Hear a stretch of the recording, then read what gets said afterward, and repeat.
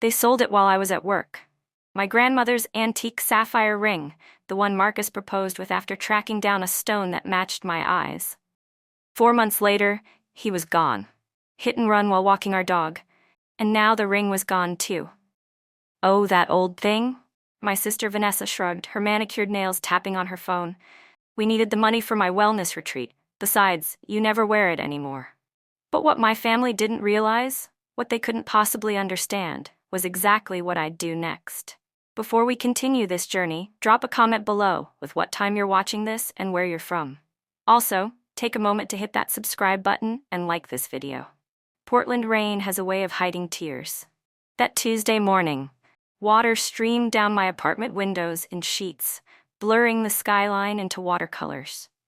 I'd been staring at the empty velvet pouch for 20 minutes, my coffee growing cold beside me. The ring, an 1890s sapphire surrounded by tiny diamonds, reset into white gold, had been my center of gravity since the accident. I didn't wear it, but I held it every night before sleep. Traced the engraving inside. Forever begins today. Except forever had ended after 8 months. My phone buzzed. Another text from Mom. Are you coming to dinner? Vanessa's leaving tomorrow. She wants to say goodbye. I set the phone down without responding. 3 years since Marcus, and they still acted like my grief was an inconvenience, a stain that wouldn't wash out. I tucked the empty pouch into my pocket and grabbed my raincoat. The metalsmithing studio was a 15-minute walk, but I needed the cold air, needed the distance between me and that silent apartment with its phantom memories. You're early, said Devin, my assistant, when I pushed through the door of Forged Memories, the small jewelry shop Marcus and I had opened together. Everything okay? I hung my dripping coat on the rack. They sold it. Devin's hands paused over the display case he was arranging. Sold what? My engagement ring, Marcus's ring. My voice sounded hollow, even to me. To fund Vanessa's journey of self-discovery in Costa Rica. They sold. His voice cracked with disbelief. Without asking? I nodded, moving toward my workbench in the back. The familiar smell of metal and polish wrapped around me. The only place I still felt like myself. That's theft, Devin said, following me. You could report them. I picked up a small hammer, its weight comforting in my palm. They don't see it that way. Mom said the ring was cluttering my healing path, that I needed to release attachment. Devin's jaw tightened. That's not their decision to make. I stared at the pieces of silver on my bench, half formed into what would become a commissioned anniversary pendant. No, I said quietly, it wasn't. That evening, I went home to an inbox full of images. Vanessa at the airport, Vanessa boarding her flight, Vanessa toasting the camera with a green smoothie, caption, first step toward authentic healing, blessed. She tagged our parents, who had commented with heart emojis and so proud of your bravery. I scrolled through the comments, friends and followers praising her courage, her dedication to wellness, her inspirational journey. No one knew that journey was funded by my loss. The velvet pouch sat on my nightstand, empty as my chest felt. I picked it up, ran my fingers over the embroidered violets along the edge. Marcus had chosen it specially, said the color reminded him of twilight in my eyes. I opened my laptop and began searching. It took until 3 a.m., but I found it. A listing for an antique sapphire ring sold through a high-end consignment shop downtown. The description matched perfectly. But it had already sold. I closed my eyes, exhaustion and grief washing over me. The ring was gone for good. What remained was the betrayal, sharp-edged and impossible to ignore. The next morning, rain still pounding against the windows, I called in sick to my own shop. I couldn't face the clients, couldn't pretend everything was fine. Instead, I pulled out boxes I hadn't touched in years, tax documents, insurance forms, the legal paperwork for the business. And there it was, in a folder marked personal. The appraisal for the ring, listing me as sole owner. Marcus's will, leaving all possessions to me. Photos of us at the workshop, designing pieces together. The ring clearly visible in every milestone. I created a new folder on my desktop, Truth. By noon, the file contained scanned copies of everything. Emails from Marcus about the ring. Messages from my grandmother before she passed, confirming the sapphire was meant for me alone. Bank statements showing the ring's value had been insured separately from my parents' household items. I wasn't building a case. I was building a shield. Against the gaslighting, against the erasure of what mattered. That night, my phone lit up with a call from my mother. "Eleanor, honey, are you coming to Sunday dinner? Your father's worried." I swallowed hard. "I know about the ring." Silence, then a sigh. "Oh, that. Well, we thought. You didn't think," I cut in, my voice steadier than I expected. "You decided. There's a difference. Vanessa needed." What about what I needed? The question hung between us, unanswered for 3 years. "It was just sitting in a drawer," she said finally. "It's not healthy, Ellie, holding on to these things. It wasn't yours to let go of."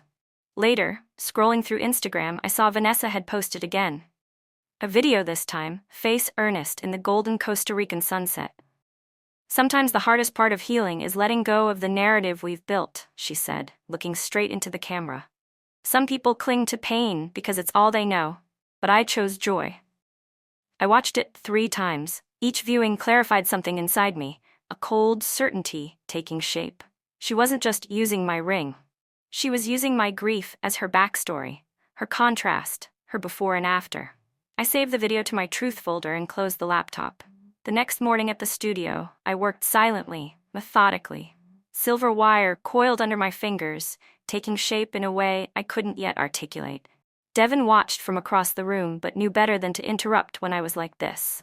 By closing time, I'd created a pendant, simple, elegant, with a small circle of white gold at its center. Empty. Waiting. "What's that for?" Devin asked as I placed it carefully in a box. "Memory," I answered. Then I turned to my computer and logged into the website for the Portland Women in Business Gala, an annual event I'd been quietly funding for 2 years, ever since starting a foundation in Marcus's name. The theme this year, reclaiming your worth. No one knew I was the anonymous donor who maintained the foundation. Not my parents, not Vanessa. Just Marcus's lawyer, who had helped set everything up. I clicked through to the speaker submissions. Vanessa had applied, of course. Her profile highlighted her work as a transformational healing coach and her journey from family trauma to radical self-love. I hadn't planned to attend. Now I reserved a seat. That weekend, I visited my parents' house for the first time in months.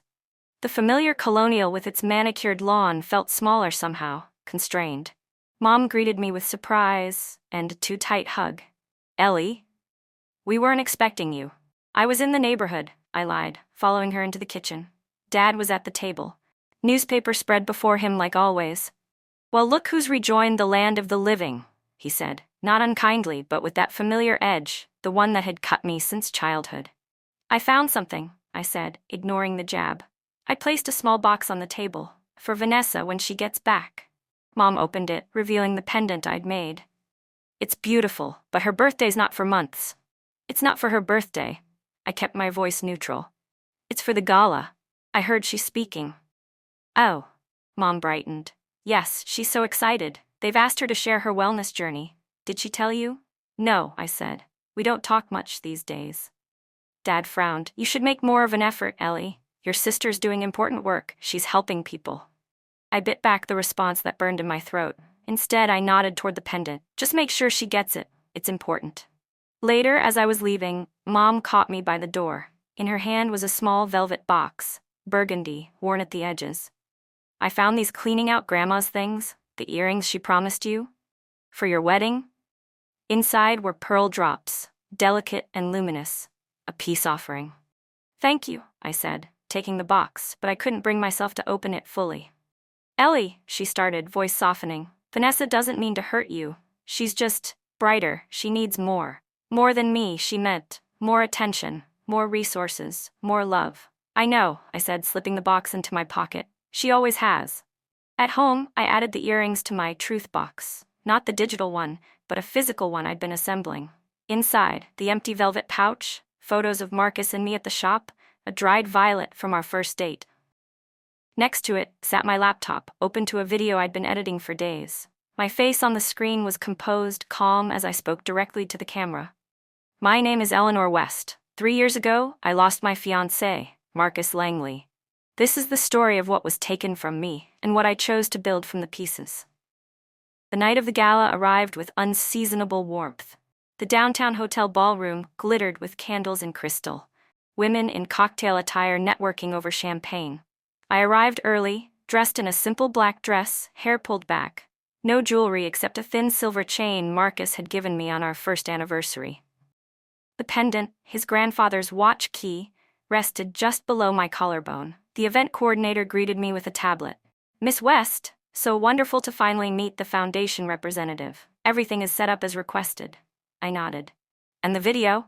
"Queued up for right after the keynote," she smiled. "Which reminds me, your sister is our surprise speaker." What a small world. "Yes," I said. "Very small." The room filled quickly. I stayed near the back observing. My parents arrived, Mom in blue silk, Dad uncomfortable in his rarely worn suit. They didn't see me. Vanessa made her entrance 20 minutes later, radiant in white, fresh from Costa Rica with a golden tan and an entourage of admirers. She air-kissed cheeks, laughed musically, accepted compliments with practiced humility. I watched it all, silent, waiting. Dinner passed in a blur of small talk with strangers. Then the lights dimmed, and the program began. Speeches about women's empowerment, awards for community service, a short auction for charity. Then Vanessa took the stage, spotlit and serene. "Thank you all for this incredible honor," she began, voice melodic with emotion. "My journey hasn't been easy. Sometimes the people closest to us are the ones who hold us back from our truth." I felt eyes shift in my direction. Someone must have recognized the connection. "I had to make difficult choices," she continued. "Let go of objects and relationships that kept me tethered to pain. Some people use grief like a weapon against themselves, against growth."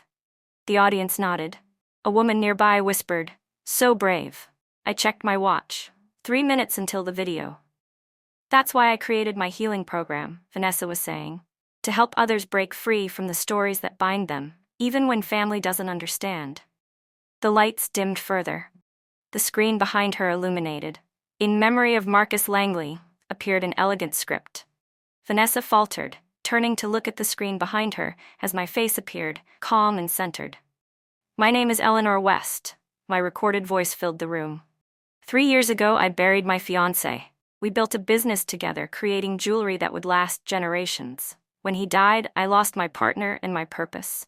Photos faded in and out. Marcus and me at the shop opening. The ring on my finger, sapphire catching light.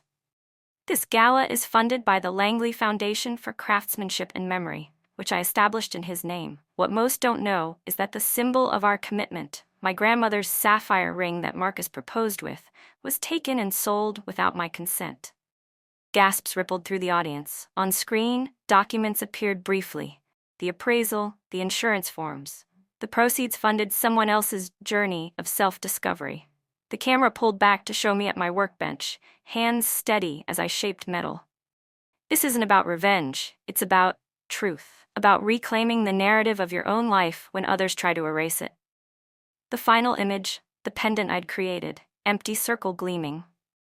Sometimes the strongest thing you can do is remember what was taken, then create something new from the void it left behind.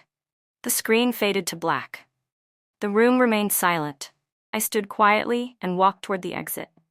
As I passed the speaker's table, Vanessa's gaze found mine, shock and fury warring across her features. Mom half rose from her seat, mouth opening to call my name. But no sound came. Outside, the night air felt clean against my face. Stars pierced the darkness overhead, distant but steady. My phone began vibrating immediately. Text notifications, social media alerts, missed calls. I silenced it and slipped it into my pocket. Let them talk. I was done with silence. The aftermath was predictable in its chaos. Vanessa posted a teary video response, blindsided by my own sister's vendetta. Mom left voicemails begging me to stop this madness before you destroy this family. Dad sent a single text. "We need to talk about what you've done." What I'd done, not what they had done. I didn't respond to any of it. Instead, I went to the studio early, turned on the lights, and began working on a new collection. Pieces about absence, about the spaces between. Silver wire curved around emptiness, making it visible, making it beautiful. A week later, Vanessa showed up at the shop. Her eyes were red-rimmed, her usual glow dimmed. "You humiliated me," she said without preamble, "in front of everyone who matters in this industry." I set down my tools carefully. That wasn't my intention. Then what was? She slammed her purse on the counter. "To ruin me? To punish me? To tell the truth?" I said simply. "Something had to matter more than your comfort." "It was just a ring, Ellie." Her voice broke. You weren't even wearing it. I looked at her, really looked at her for the first time in years. My sister, golden child, always center stage. But beneath the polished exterior, something fragile pulsed. It wasn't about the ring, I said quietly. It was about my voice, my story. You've been using my grief as your before picture for years. She flinched. That's not fair. None of this is fair. I reached for the small box on my workbench, the one containing the pendant. Here. I made this for you. She took it warily, opened it, frowned at the empty circle. What is it? A reminder, I said, of what you took and what I created anyway. 3 days later, my parents appeared at my apartment door. Dad looked older than I remembered, shoulders slightly stooped. Mom clutched her purse like a shield. We need to talk, Dad said, the authority in his voice fractured but present. I let them in. The apartment was cleaner than usual, my truth box displayed prominently on the coffee table. Mom's eyes fixed on it immediately. What's that? Everything, I said simply. Everything you pretended didn't matter. Dad cleared his throat. Eleanor, this has gone far enough. You've made your point. Have I? I remained standing while they sat uncomfortably on my couch. Because I'm not sure you understand what that point was. You're angry about the ring, Mom began. I'm angry about being erased, I cut in. About Vanessa using my pain as her origin story. About you treating my grief like an inconvenience. That's not, Dad started. It is, I said firmly. It always has been. Since I was 6 and Vanessa dumped Coca-Cola over my head at my birthday party, and you all laughed because she's just being Vanessa. Since I was 16 and gave up my dance recital because Vanessa needed the car for a date.